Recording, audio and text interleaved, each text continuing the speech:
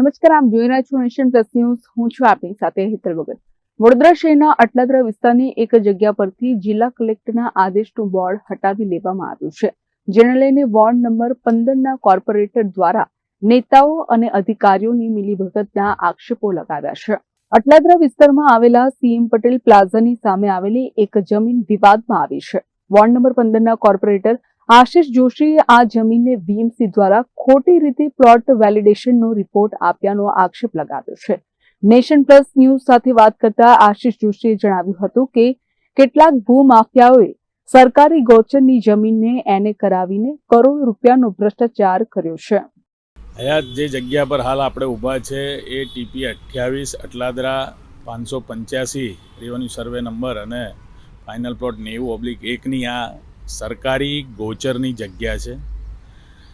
વડોદરા મહાનગરના ભ્રષ્ટ અધિકારીઓ દ્વારા ખોટી રીતે ખેડૂતને આ ગોચરની જગ્યાનો પ્લોટ વેલિડેશનનો રિપોર્ટ આપી દીધો છે.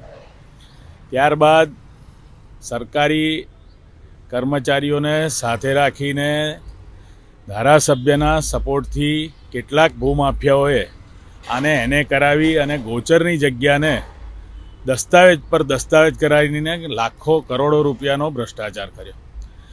જે સરકારી તંત્રમાં ભ્રષ્ટાચાર થયો, જેની વિગતો ધ્યાને આવતા અમારા દ્વારા કોર્પોરેશનને જે પત્ર લખ્યો, એમાં પાછલા મહિને કોર્પોરેશનના જમીન મિલકતના અધિકારીઓએ કલેક્ટરશ્રીને પ્લોટ વેલિડેશન રિપોર્ટ જે છે એ હવે આ જગ્યા સરકારી છે એમ કરીને કલેક્ટરને જાણ કરે છે અને કલેક્ટર દ્વારા મામલતદાર પશ્ચિમને ઓર્ડર કરવામાં આવે છે કે આ જગ્યા સરકારી છે, એનો કબજો સંભાળી લેવો.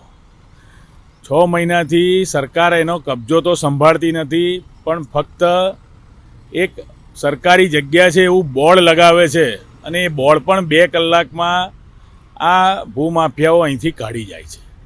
આ પ્રકારે આ વડોદરા શહેરમાં અને આ ગુજરાતમાં સત્તાધારી પક્ષના ધારાસભ્યના પરિવારના લોકો આ પ્રમાણે જો સરકારી ગોચરની જગ્યા લઈને વેચી મારતા હોય તો એ બહુ ગંભીર બાબત છે. આ રાજ્ય સરકારે એની નોંધ લેવી જોઈએ.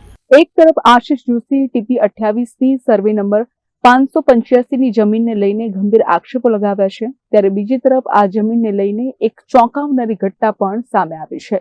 જિલ્લા કલેક્ટરે વડોદરા શહેર પશ્ચિમના મામલતદારને સર્વે નંબર 585ની સરકારી જમીનનો કબજો સંભાળવાનો આદેશ કર્યો હતો, જેને લઈને મામલતદારે અહીં અનઅધિકૃત પ્રવેશ અટકાવતા સરકારી આદેશનું બોર્ડ લગાવડાવ્યું હતું. પરંતુ નેશન પ્લસ ન્યૂઝ સાથે વધુ વાત કરતા આશિષ જોશીએ જણાવ્યું હતું કે સરકારી આદેશનું બોર્ડ લગાવ્યાના 2 જ કલાકમાં તેને ભૂમાફિયાઓ દ્વારા હટાવી લેવામાં આવ્યું છે. અહીંયા રહેલા આજુબાજુના લોકોનું કહેવું છે કે કોઈ એક ઇસમ ગાડીમાં 3-4 લોકોને લઈને આવ્યા અને રિક્ષામાં આ બોર્ડ આવીને ભરીને લઈને ગયા છે. એટલે આપ સમજી શકો છો કે જેની પણ આ જગ્યા ખરીદી હશે ને જેને પણ એમાં રૂપિયા રળવાનો રસ હશે, એ ધારાસભ્ય ડભોઈના સપોર્ટથી આ પ્રમાણેની, કારણ કે દસ્તાવેજમાં સ્પષ્ટ એમના પરિવારના લોકોના નામો છે. ત્યારે આપ સમજી શકો છો કે સરકાર, તંત્ર અને કલેક્ટર એ બધા જ મને એવું લાગે છે કે આ પ્રેશરમાં કામ થઈ રહ્યું છે. કલેક્ટર જ્યારે એવું લખીને આપતા હોય કે સદર જગ્યા સરકારી છે, કોર્પોરેશન એવું લખીને આપતી હોય કે સદર જગ્યા સરકારી છે, એનો કબજો કલેક્ટરશ્રીએ સંભાળી લેવો અને પછી 5-6 મહિના થઈ જાય ત્યાં સુધી લેન્ડ ગ્રેબિંગનો પણ કોઈ પણ જાતનો કાર્યવાહી ન થાય. એટલે આપ સમજી શકો છો કે આ આખું તંત્ર મળેલું છે અને આ બધું જ પ્રેશરમાં થઈ રહ્યું છે. આ વિષય પર પોલીસ ફરિયાદ થશે કે કેમ? પોલીસ ફરિયાદ માટે પણ અમે અહીંના પોલીસ સ્ટેશનમાં, જે લોકલ પોલીસ સ્ટેશન છે તેમાં અરજી કરી, પણ પોલીસ ફરિયાદ તો કરી નથી, પણ પોલીસ ઉપરથી અમને સમજ યાદી આપીને સમજ આપે છે કે કલેક્ટરને આ જગ્યા છે ને કલેક્ટરમાં આપ લેન્ડ ગ્રેબિંગ માટે અરજી કરી શકો છો. એ પ્રમાણેની પોલીસે પણ અમને સમજ યાદી આપી છે. એટલે તમામ સરકારી તંત્ર ભેગા થઈને આ ગોચરને કોઈ પણ હિસાબે પચાઈને વેચી મારવા માંગે છે એવું સ્પષ્ટ થાય છે.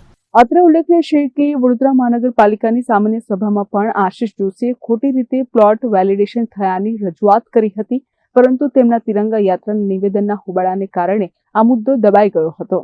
કેમેરામેન નવનીત પરમારની સાથે Chirag Patel, Nation Plus News, Vadodara. સમાચારોના સતત અપડેટ મેળવવા માટે અમારી નેશન પ્લસ ન્યૂઝની યુટ્યુબ ચેનલને સબસ્ક્રાઇબ કરો, બેલ આઇકન દબાવો અને જોડાયેલા રહો ફેસબુક, ઇન્સ્ટાગ્રામ અને ટ્વિટર પર.